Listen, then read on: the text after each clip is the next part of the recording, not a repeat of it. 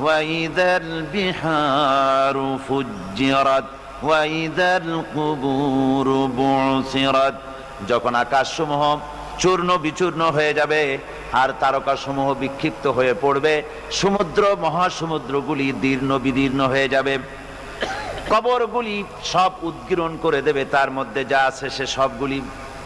আবার আল্লাহ পাক বলেন ইযা শামসু কুবিরাত ওয়া ইযান নুজুমুন কাদারাত ওয়া ইযাল জিবালু সুয়্যিরাত।